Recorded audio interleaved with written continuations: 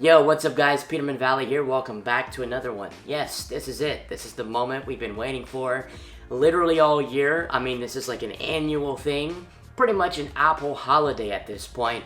And yes, the Apple event is upon us. We are one day until the release of Apple's September event, where they're going to be broadcasting from California. California streaming event September 14th, and there's a lot to expect. This is yet another scheduled event, so they are going to be streaming this live on their site, and there's been a couple of Easter eggs hinting towards what they're going to be putting out. So in this video, it's just pretty much a pre-event what to expect video and the new Apple event coming tomorrow. So obviously the big thing on everybody's mind is the new iPhones. Apple releases a new line of iPhones pretty much every year now, and the 13 series is expected to be the name for this next lineup. I'm glad they're not going with 12S or 12C, and there's been a lot of cases that have been shown from manufacturers that do indicate that they're going to use the 13 number for this next particular phone. And of course the 14, I believe, is what they're going to be naming the next one, thanks to John Prosser and that incredible leak.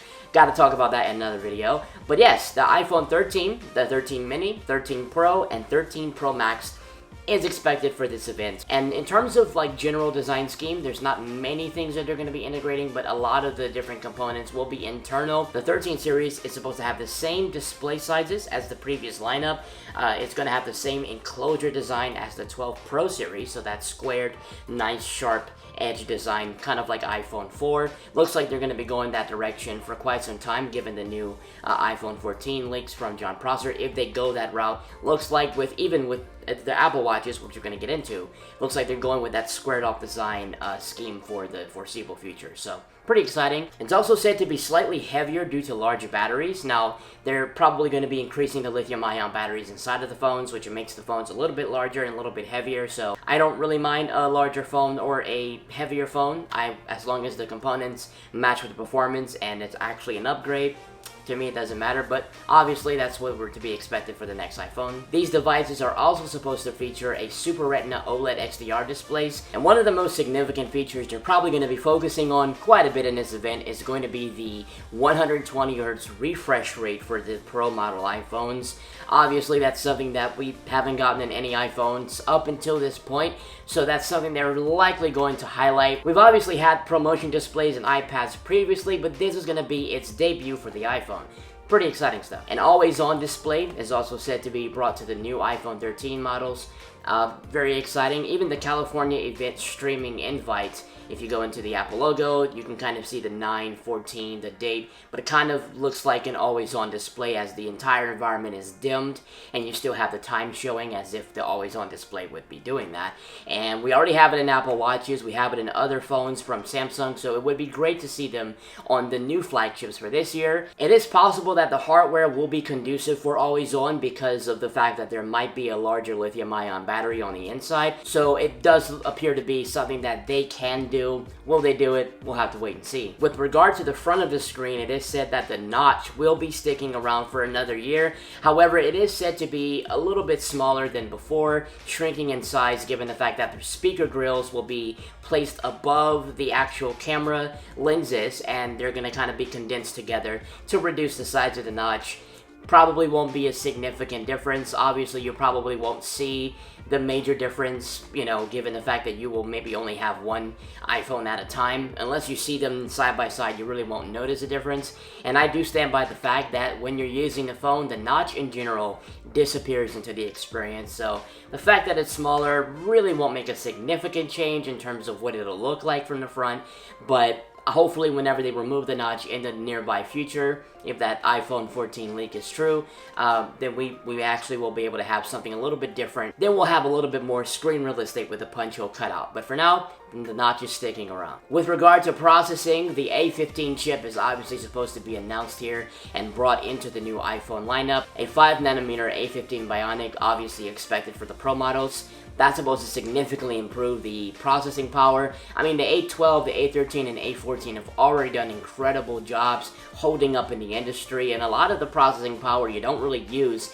in your day-to-day activities, so it's going to be pretty powerful. and most users may not use the extent of it, but it's great to have a next generation processor for the new iPhones. And they're also supposed to expand 5G coverage and compatibility on the new 13 models with millimeter wave compatibility and sub 6 gigahertz 5G bandwidth for expansive coverage on the new models. The camera bump is supposed to stick around again for another year, but there is supposed to be an improved telephoto lens with 2.5 optical zoom, and the 13 and 13 Pro Max are supposed to get sensors with larger pixels to improve low light photos. So there's already night mode and low light improvement on the 12 Pro and 12 Pro Max series, but they're supposed to be even better, which is good. Another feature expected is the fact that they'll be bringing portrait mode video recording to the iPhone. We obviously already have portrait mode photos and portrait mode FaceTime through iOS 15, but now portrait mode video. So when you record a video, you'll get that nice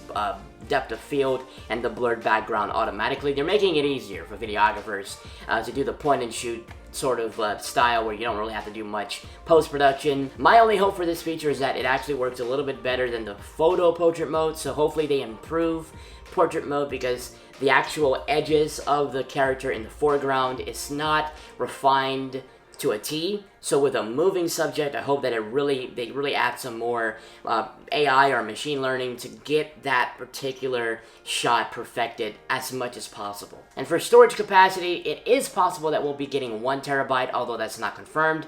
Would be great to have a 1 terabyte capacity option, at least as an option. A lot of people use iCloud, or they don't even need the large capacity, but to have it there, given the fact that there are other phones in the market with it, would be great for the new 13 series, especially given the fact that there's no major redesign this year. In addition to the iPhones, there are multiple indications that Apple will be releasing another edition of the AirPods. Now, these are not going to be Pro model AirPods, they're going to be standard model AirPods, like the first generation that they released back in September of 2016, the second generation with the wireless charging compatibility and the 50% longer talk time in March of 2019, and obviously they came out with the AirPods Pro with the little rubber tips and the improved performances in October of 2019, and obviously the AirPods Max in December 2020. There's no actual set schedule for these AirPod releases. They can put them out pretty much whenever they want to, but it looks like we're going to get a new AirPod refresh, which is interesting that they're doing this in an event. It's not confirmed. I don't believe it's confirmed. A lot of the leakers and people that are reporting on it are saying that it will be in this event, which is very interesting, because a lot of the AirPod releases in the past have been website refreshes, not necessarily something on stage that they reveal. So this is going to be something a little bit refreshing. It's also not 100% confirmed that they'll do this during this event. It could happen in a later event, like in October or November, where they release like iPads or Macs. But this is a wearable event. They're going to be talking about the smaller products like iPhones, Apple Watches. So AirPods, they could easily slip that right in. So AirPods 3 is supposed to have an all-in-one design with no rubber tips. However, it's possible that they might have interchangeable tips in this one. It will basically look like the AirPods Pro, but it will still be part of the standard line of AirPods. The case is definitely going to be looking more like the AirPods Pro versus the standard AirPods, so that looks like to be the design scheme that they're going to go towards for the foreseeable future. I like it. I like that the all-in-one design, and I like the shorter stem. I like the way that it fits into the ear like the AirPods Pro.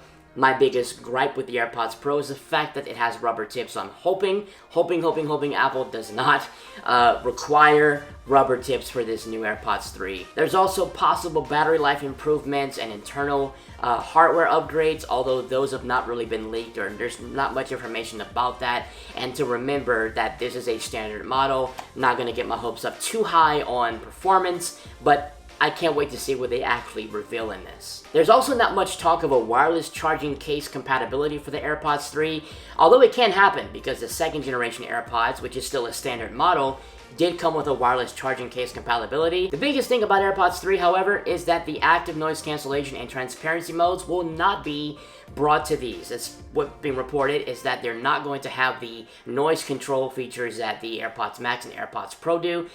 I love them a lot. I love those features, the active noise cancellation especially. And once you get used to it, you kind of don't want to go back. But hopefully they have other features that will persuade users to buy them. Or they just reduce the price and keep the price at a more affordable limit, so that way most consumers can have affordability to get them. Another big drop is the Apple Watch Series 7. They're going up a notch with the watch. I just made that up on the spot too. That's actually pretty funny. So the biggest feature for this is pretty much going to be the redesign. So for the first time in a very long time, Apple redesigns completely the enclosure of the watch itself.